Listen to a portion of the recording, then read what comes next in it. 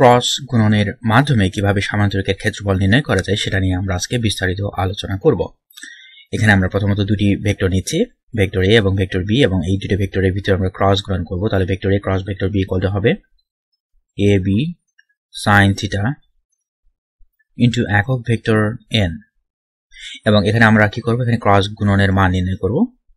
তাহলে vector A cross vector B এর মান কত হবে, আমরা বলতে পারবো এ বি সাইন থিটা, এবং আমাদের এখানে প্রমাণ করতে হবে যে এ বি সাইন থিটা এখানে প্রকৃতপক্ষে সামান্তরিকের ক্ষেত্রফল নির্দেশক রাশি।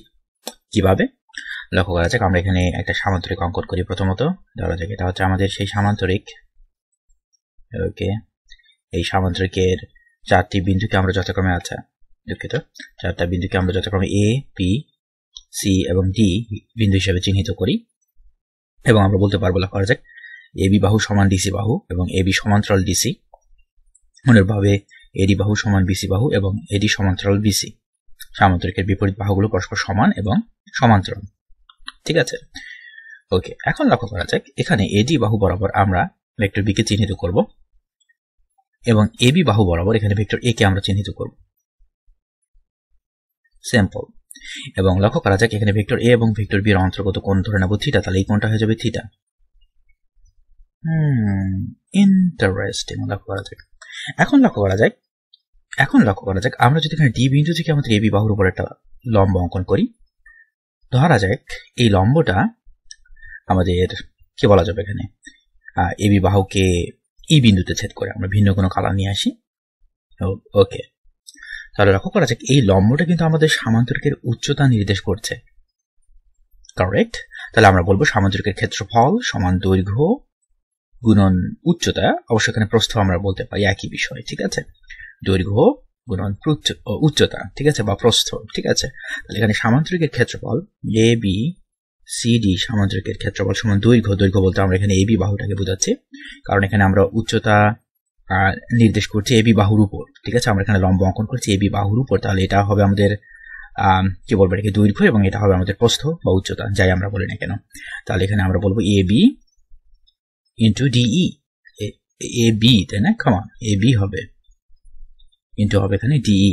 এখন লক্ষ্য করা যাক, আমরা এই কোণটার উপর সাইন অনুপাত প্রয়োগ করতে পারি। যদি ওই কোণটার উপর আমরা সাইন অনুপাত প্রয়োগ করতে চাই, তা আমরা বলবো সাইন থিটা ইকুয়াল টু কি, লম্ব বাই অতিভুজ, অর্থাৎ আমরা এখানে বলবো ডিই বাই এডি।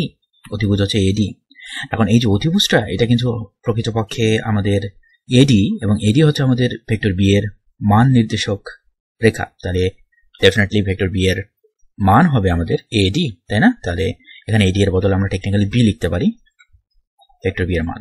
তাহলে এই সমীকরণ থেকে আমরা বলতে পারবো ডিই ইকুয়াল টু প্রকৃতপক্ষে বি সাইন থিটা।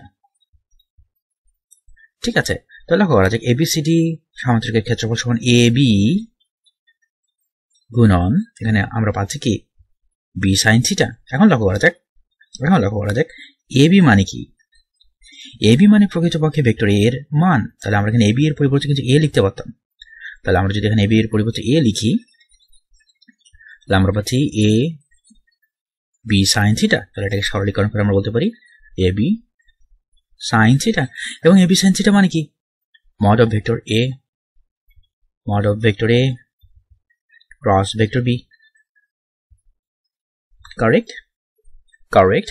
তাহলে লক্ষ্য করা যাক, আমরা যদি এখানে দুটি ভেক্টর পাই, যে দুটি ভেক্টর দিয়ে আমরা কোনো একটি সামান্তরিকের দুটি সন্নিহিত বাহুকে নির্দেশ করতে পারবো। ঠিক আছে, তাহলে সেই দুটি ভেক্টরের আমরা কি বলবো, ক্রস গুণন বা ভেক্টর গুণনের মানের মাধ্যমে, ঠিক আছে, মান নির্ণয়ের মাধ্যমে আমরা এখানে সেই সামান্তরিকের ক্ষেত্রফল নির্ণয় করতে পারবো। ঠিক আছে, কারেক্ট।